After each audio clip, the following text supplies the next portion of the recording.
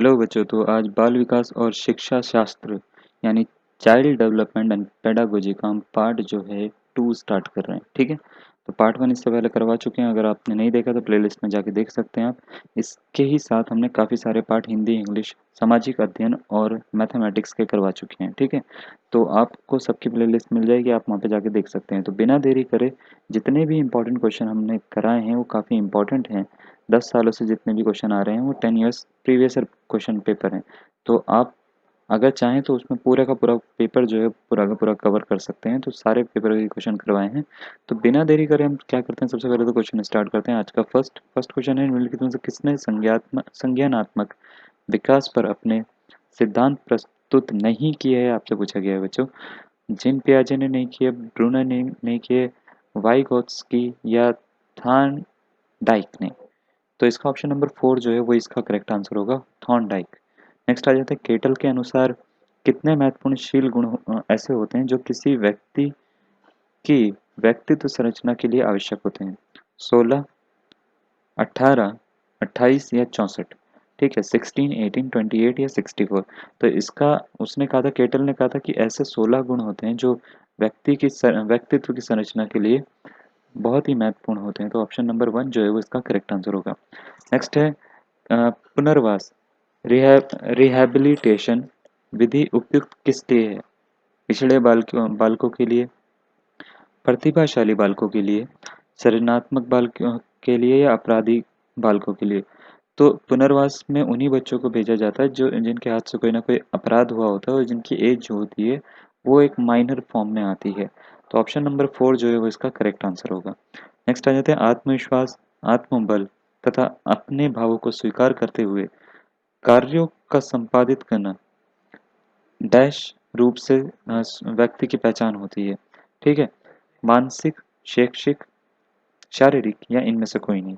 तो इसका भी अगर हम बात करें, मानसिक रूप से स्वस्थ व्यक्ति की पहचान है ये। तो ऑप्शन नंबर 1 इसका करेक्ट आंसर होगा। नेक्स्ट क्वेश्चन की ओर आते हैं बच्चों। नेक्स्ट क्वेश्चन आपको दे रखा है, स्टैनबर्ग ने अपने त्रितंत्र बुद्धि सिद्धांत में किस घटक को शामिल नहीं किया है? आपसे ये बोला है किसको शामिल नहीं किया है। ठीक है, मेटा घटक, निष्पादन घटक, अनुक्रियात्मक घटक या ज्ञान संग्रहण घटक? तो ऑप्शन नंबर 3 जो है वो इसका करेक्ट आंसर होगा, अनुक्रियात्मक घटक। नेक्स्ट आ जाते हैं, सूच सिद्धांत के अनुसार कक्षा में सीखने की प्रक्रिया होती है अचानक, धीरे धीरे, बहुत तेजी से या कभी नहीं? तो कक्षा में सीखने की प्रक्रिया जो होती है वो अचानक होती है, सूच सिद्धांत ने ये कहा था। ठीक है, तो ऑप्शन नंबर 1 जो है वो इसका करेक्ट आंसर है। नेक्स्ट आ जाता है, निम्नलिखित में से आत्म अनुदेशन उपागम कौन सा है? अभिक्रमित उपागम, कंप्यूटर सहायी उपागम, शिक्षण मशीन उपागम या ये सभी? तो इसका जो ऑप्शन नंबर 2 है वो इसका करेक्ट आंसर होगा। नेक्स्ट आ जाते हैं, अधिगम की प्रक्रिया में निम्नलिखित में से कौन सी विशेषताएं होती हैं? आपसे पूछा गया, व्यवहार में परिवर्तन, परिपक्वता में असमर्था या अर्जन में कमी या ये सभी? तो इसका ऑप्शन नंबर 1 जो है वो इसका करेक्ट आंसर होगा, व्यवहार में परिवर्तन। नेक्स्ट आ जाता है, संबंधता के सिद्धांत के प्रतिपादक कौन थे? पियाजे थे, जीन पियाजे, थार्नडाइक थे, पावलोव थे या स्किनर थे? तो ये जो था वो थॉर्नडाइक का था। ऑप्शन नंबर 2 जो है वो इसका करेक्ट आंसर होगा।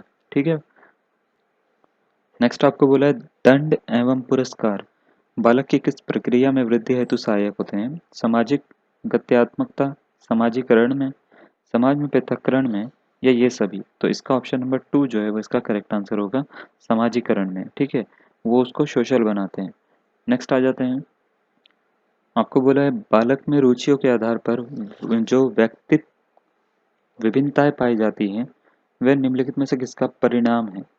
आयु का, लैंगिक विभेदकता का, अनुभाविक पृष्ठभूमि का या प्रदत्त अवसरों का? तो ऑप्शन नंबर 3 जो है वो इसका करेक्ट आंसर होगा, अनुभाविक पृष्ठभूमि का। नेक्स्ट आ जाते हैं, आजकल माध्यमिक स्तर के विद्यालयों में निम्नलिखित में से किस पैटर्न के अनुसरण पर सर्वाधिक जोर दिया जा रहा है? दैनिक कालांश अवधि में वृद्धि पर, छात्र के कॉलेज के समय बढ़ाने पर, शिक्षण सत्र को बढ़ाने पर या उपरोक्त सभी पर? तो आजकल जो है ये सारी की सारी चीज़ों पर ही जोर दिया जा रहा है। तो ऑप्शन नंबर 4 जो है वो इसका करेक्ट आंसर होगा। नेक्स्ट आ जाता है, निम्नलिखित में से किस मनोवैज्ञानिक ने सीखने के 8 प्रकारों को श्रृंखलाबद्ध यानी पिरामिड रूप में दिखाया है, दर्शाया है। ठीक है, थार्नडाइक ने किया है, गेगनी ने किया है, स्किनर ने किया है, ये कॉलर ने किया है। तो ये ऑप्शन नंबर इसकी अगर हम बात करें, ये गेगनी ने किया है, तो ऑप्शन नंबर 2 इसका करेक्ट आंसर होगा। नेक्स्ट आ जाता है 14 पे। 14 क्वेश्चन आपको दे रखा है, आजकल प्राथमिक कक्षाओं में लेखन शिक्षण पर अधिक बल दिया जाता है, जिससे कि छात्र में क्या बदलाव हो, क्या हो। ठीक है, 4 ऑप्शन दे रखे हैं आपको। प्राथमिक कक्षाओं में सुलेख करें, भाषा संबंधी विभिन्न अभ्यास करें, भाषा वाचन एवं लेखन के साथ साथ अभ्यास करें, भाषा संबंधित उत्तम अभिव्यक्ति का ज्ञान प्राप्त करें। तो इसकी अगर हम बात करें तो ऑप्शन नंबर 4 इसका करेक्ट आंसर होगा, भाषा संबंधी उत्तम अभिव्यक्ति का ज्ञान प्राप्त करें। नेक्स्ट आ जाते हैं, जब बालक लगभग 2 से 3 वर्ष का होता है तो बालकों में सामूहिक खेलों के प्रति एक सामंतीकरण उत्पन्न होने लगता है। इसका अर्थ ये है कि बालक, आपको 4 ऑप्शन दे रखे हैं, अन्य बालकों के साथ खेलना पसंद नहीं करता, अन्य बालकों के साथ समूह में सक्रिय हो जाता है, उन कार्यों को दोहराता है जिन्हें अन्य बालक खेल के दौरान कर रहे हैं, या उपरोक्त सभी। तो इसका अगर हम बात करें तो इसका ऑप्शन नंबर 3 इसका करेक्ट आंसर होगा। नेक्स्ट आ जाते हैं क्वेश्चन नंबर 16 पे। तो क्वेश्चन नंबर 3 आपको दे रखा है कि प्राथमिक स्तर पर पाठ्यक्रमों का झुकाव निम्नलिखित में से किस ओर होना चाहिए? विषय वस्तु की ओर, संपूर्ण विषय की समाधिकार चेष्टा की ओर, समाज में होने वाली क्रियाओं के प्रति विकास की ओर, या बाल अभिवृत्ति के समस्त पक्षों की ओर। तो इसका अगर हम सीधी-सी बात करें, पाठ्यक्रमों का झुकाव जो होना चाहिए वो इस तरीके से होना चाहिए कि सारे ही पक्ष उसमें उसमें जो है वो कवर हो जाएँ। यानी बाल अभिवृत्ति के समस्त पक्षों की ओर उसका झुकाव होना चाहिए। यानी उसके रिलेटेड ही पाठ्यक्रम बनाना चाहिए। तो ऑप्शन नंबर 4 जो है वो इसका करेक्ट आंसर होगा। ठीक है बच्चों, 17वां क्वेश्चन दे रखा है, निम्नलिखित में से किसके द्वारा बालक के विकास का निर्धारण किया जाता है? यानी किसके द्वारा आपका विकास, यानी उसमें कितना इम्प्रूवमेंट आ रहा है किसी भी बच्चे में, ये किसके द्वारा इसका मेजरमेंट किया जाता है? बालक की आनुवंशिक संरचना द्वारा, बालक की आनुवंशिकता तथा वातावरण दोनों को जटिल संरचना के द्वारा, अ, बालक संबंधी वातावरणीय दबाव द्वारा जिन पर शिक्षक का कोई नियंत्रण नहीं होता, या बालक संबंधी उन वातावरणीय दबाव द्वारा जो विद्यालय द्वारा नियंत्रित किए जा सकते हैं। तो इसका अगर हम बात करें तो इसका ऑप्शन नंबर 2 बालक संबंधी, बालक की आनुवांशिकता तथा वातावरण दोनों की जटिल संरचना के द्वारा हम उसका निर्धारण कर सकते हैं, विकास कितना हुआ है बालक का। नेक्स्ट आ जाते हैं, विकास की किस अवस्था में बालकों की खेल कूद संबंधी रुचि का अधिकतम विकास होता है? प्राथमिक बाल्यावस्था में, पूर्व किशोरावस्था में, वयस्कावस्था में, या अंतिम किशोरावस्था में। तो अगर जब हम बात करें विकास की अवस्था में, सबसे ज़्यादा खेल-कूद संबंधी रुचि का विकास तभी होता है जब बालक पूर्व किशोरावस्था में होता है, यानी 18 से पहले की बात हो रही है। ठीक है, नेक्स्ट आ जाते हैं, किशोरावस्था में किशोरों के अंदर जो सामाजिक नेतृत्व का गुण पाया जाता है, उसका संबंध निम्नलिखित में से किससे होता है? नेक्स्ट क्वेश्चन के हम ऑप्शन, तो ऑप्शन नंबर 1 है मानसिक शक्तियों के साथ, दूसरा है आपको कि शारीरिक संगठन के साथ, तीसरा है स्कूल की उपलब्धियों के साथ, चौथा है अन्य लिंग के सदस्यों की मित्रता के साथ। ठीक है, तो सामाजिक नेतृत्व की बात हो रही है, कौन सा गुण पाया जाता है, तो इसका अगर हम बात करें तो एक इसका पाया जाता है शारीरिक संगठन के साथ। तो ऑप्शन नंबर 2 जो है वो इसका करेक्ट आंसर होगा। नेक्स्ट आ जाते हैं, एक बालक के बड़े होने के साथ साथ उसमें रुचि संबंधित प्रवृत्तियां विकसित नहीं होती है, पहला ऑप्शन है। दूसरा ऑप्शन है निश्चित रूप से विकसित होने लगती हैं। तीसरा है संख्यात्मक दृष्टि से सीमित हो जाती हैं किंतु उसमें गुणात्मक परिवर्तन दृष्टिगोचर होने लगते हैं।